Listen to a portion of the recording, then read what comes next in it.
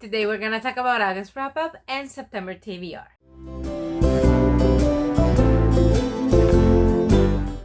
Hey everybody, my name is Sophie, the Bookish Floor, and welcome to my channel, or welcome back. Thank you for joining me.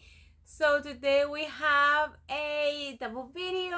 I'm gonna talk about all the books that I read in the month of August, which weren't many, and we're gonna talk about my planned September TBR. So in August, my picks were based on East Asian Heritage Month, and I picked authors from East Asian descent. And the first book that I read was A Thousand Splendid Suns from Khaled Hosseini, and this book was amazing. I gave it 5 stars. This is the story of two women who path cross 15 years kind of apart. One of them is a teenager when she has to enter into an arranged marriage with a much older man. She is based in the city of Kabul in Afghanistan, and we see history of Afghanistan. We see different things that happen to women based on cultural, political, and different types of, like I said, tradition or beliefs or religious beliefs that they have, and we also see the geopolitical system that they have and how that influences also what is going on with these women and their life. And 15 years later, when she's in her 30s, young woman, her and her husband are helping these young women, and that particular teenager kind of falls into the same fate when the husband suggests that she enters into a marriage with him in order to be protected, and there is no other choice for her but to do the same thing, and how these two women kind of have to form a sisterhood in order to protect themselves. And I talk about jokingly about supporting women's rights and women's wrongs, and when I was reading this book, I thought this is really the epitome of that saying, and not in a jokingly manner. I think this is really important book to read, but also historically, obviously this is historical fiction, but historically, now knowing the history of Afghanistan, of Kabul, what happens after September 11th, and what happens in the area, and then what happens after 2020 in that region. I think it is very important because you see all that transition, all that time passing by, and what is going on and how it affects those women. And then the book ends before 2020, and you see, even though the book ends before 2020 and you see a happy, hopeful ending, you know what's gonna happen in the future in this region and what the possible outcome is gonna be for these women now. And where are they now? That is the question. The book doesn't intend to have a new ending, but because we know what happens in that region, now it has a new ending for us, the reader, and it is very interesting to think about it that way. So I would recommend for you to run and get it and read A Thousand Splendid Suns. Okay, the next book that I read was from NetGalley. I got Celestial Academy Essence, and this is a book that I think was self-published and then got a traditional publishing, and this is a series. This is book 1 in the Afterworld series, and this is from Olivia Ferros, and this is a book about a dystopian world where the world has kind of collapsed. Everyone is kind of trying to survive, and there's this teenager who is kind of trying again to survive, helping another friend.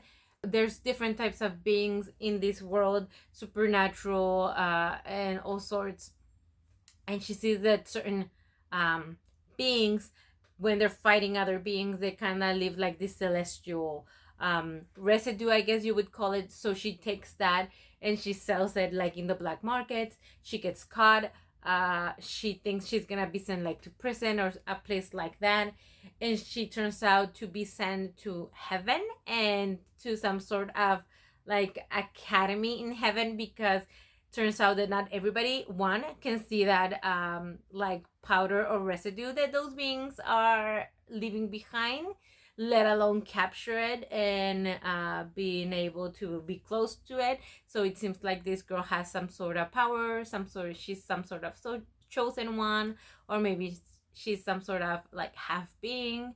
And so she will enter this academy and she will train. So as you can see, this is sort of like in the Harry Potter realm, or kind of all those books about a chosen one, a different kind of world, kind of like Shadow and Bone, or the Mortal Instruments, all that kind of things. Honestly, I felt like it was really long. It wasn't necessarily for me. It started really good. I really liked the dynamics. It felt really, for me, it felt really like Buffy with celestial beings and demons and stuff like that. And then once it hit the academy portion, it kind of lost me. I think that went really slow, like started really strong and then went super slow for like 3/4 of the book, and then it kind of went into action again. So I feel like it could have been cut a lot. I give it 3 stars. I think that if you've never read anything like it, you might like it because it would be your introduction to that type of world. I think the idea is cool, but I think that it was way too long for what it was. And being a series, I think it was again too long for it to be the introductory book. But the idea is there. The idea is pretty cool. The next book that I read was Milk and Honey by Rumi Kaur. I gave this one 5 stars. This is a poetry book, and this is pretty much talking about girlhood and womanhood, family nuances, cultural background nuances that we might not understand, that also plays into toxic family dynamics and dangerous family dynamics of abuse. So check trigger warning, because there are scenes of essay in this poetry book. And as it starts and she explains her girlhood, her childhood, and then going into girlhood, and then going into womanhood, and you see how those dynamics become shape her into toxic dynamics of her adulthood. It really takes you into the journey of her womanhood, of her understanding what's going on, of her understanding what happened, her power, how to shift it, how to change it, how to understand it, grow from it, and transform it into something powerful for herself. I found that the whole feminine experience, the whole childhood, girlhood, womanhood experience was planted or presented in this book so beautifully. I almost DNF'd it, and I'm so glad I didn't, because I feel like, oh, okay, it took me on a journey, it took me through the whole spectrum. And I'm glad I'm one of those people who doesn't DNF, because I wouldn't have experienced the whole book as you should. So if you're listening to Milk and Honey, and obviously if you can, if you check trigger warnings and you can listen to the whole thing, go ahead and do it. I think you're gonna see the whole journey of this person or this character. I'm not sure if this is based on real life or is kind of a combination. You know, sometimes poetry can be like a combination, or any writing really. But I think it's really worth it, and I think it's really good for you to have it there on your repertoire, are things that you can go back to and kind of see the whole spectrum. So I think it's really good. Milk and Honey from Rupi Kaur. I give it 5 stars. Okay, the next one, I'm gonna geek out. The next one is Translating Myself and Others by Jhumpa Lahiri, and this one is a book about translation. Now, this is a very niche topic because I'm bilingual. I do a lot of translating work. constantly, and I read translated books. And this book is talking about her experience in translation, and she's talking about other pieces of work in history and how other translators talk about translating pieces of work and her experience and her multicultural experience, because she is a woman from with parents from Indian descent who was born, if I'm not mistaken, in the US, but they moved to the UK. But then she married from Latin America, and then they moved to Italy. So she is multicultural, immersed in many cultures, in many languages, and now she lives in Italy, and she writes in Italian, and she translates works from Italian. And it's very interesting, her perspective. And she talks about how it's not just translating obviously the word, like when you go translate and you put a sentence and it translated, right? It's not just doing that, it's translating the intention, the meaning. Obviously when you're doing a translation, you have to know what exactly does that mean for that particular country, state, city, region, um, even neighborhood, even particular groups within the neighborhood, intention, class, social class, certain age groups. So the intention can be very different. So it's not the same sentence. The sentence is not going to be constructed the same from a child to an adult to an elderly person to a teenager, from different social classes, from different neighborhoods, from different regions of the same country, from different countries. So it, translating is such an amazing work of art. And when I read translated books that I complain about, because I've done that a lot here, a lot of complaining, that's what I mean, that the feeling is in there, because they are not capturing whatever the intent was, they're just translating words. And yeah, this is definitely a book that I geeked out about. Definitely 5 stars. If you have a love for translating like I do, this is gonna be the book for you. Okay, the next book that I read, I gave it 2 stars, but this is definitely a 2-star for me, because there was a reader error. So I picked 2 books. One book was called A Marriage of Convenience, and the other book was called A Marriage of 1,000 Lies. One book was about a marriage of 2 people from the LGBT community, and the other book was a marriage between 2 people from the LGBT community. One book was about the marriage of 2 people who got married because their traditional family wanted them to finally form a family, and they wanted to respect their family's fellow tradition, but they also wanted the freedom to be with their same-sex partners outside of the marriage. And the other book was about the same. One book was a comedy, and one book was a domestic fiction. So I started reading one of those books expecting a comedy, and I never got the humor, I never got the rhythm, I never understood what was going on. It was always so serious. The mother in the book was so annoying, and so she was always putting so much pressure, and I didn't understand where were the jokes, because I was reading the other book. I was reading the domestic fiction. By the way, one book the cover was red, the other book the cover was red. Literally the only difference between these 2 books are the titles: A Marriage of 1,000 Lies, A Convenient Marriage, and the tone of the book. Literally the only difference. So when I started listening, I don't know if you've noticed, or I don't know if you have seen me before with my glasses, but I usually wear glasses.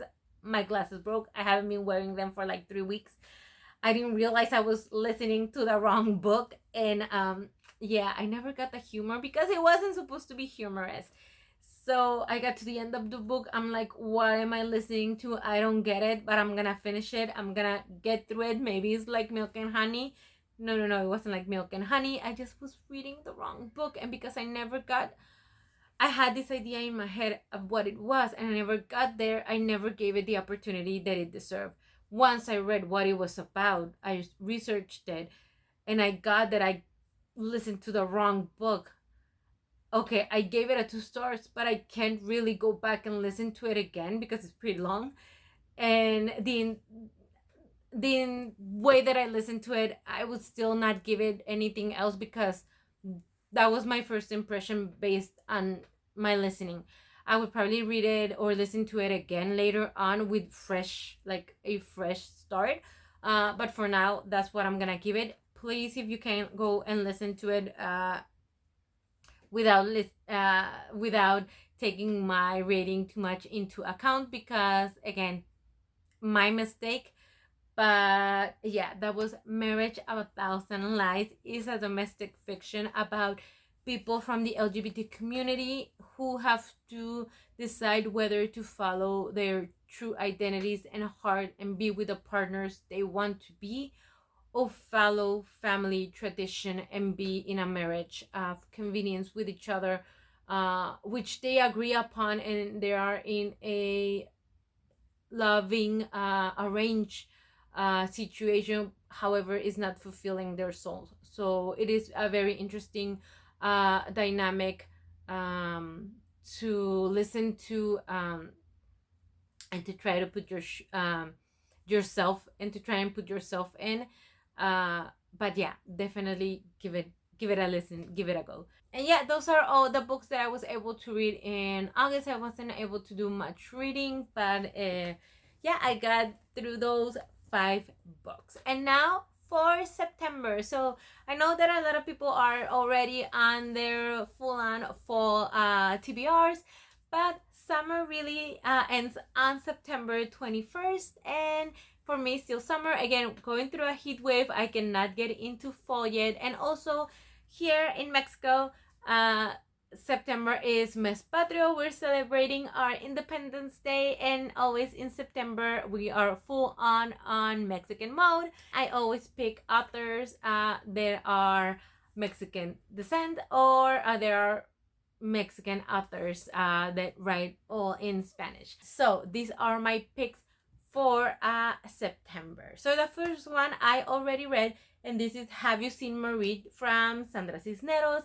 This is actually an audiobook that you can listen to it in Spanish or and in English. It takes about an hour. You can listen to it on both languages. And this is a story, this is a very short story about a girl who goes on a road trip, on a vacation. This is very common to go to like a pueblo to visit your family members. And while she's on that road trip, she loses her pet, and they're looking around in the pueblo for her little cat.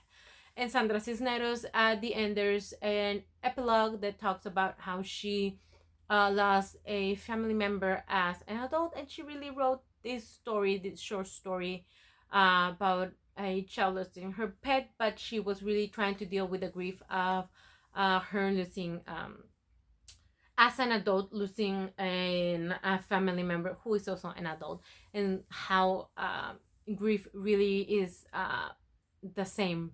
And it hits you just as hard when you are a child as you are an adult, even though as an adult you think that, well, you are established and you don't need perhaps that other adult as much. You probably, because that is your rock all your life, you probably need them just as much, maybe even more. So yeah, that is a story about grief. Again, I mean, it is a short story and nothing,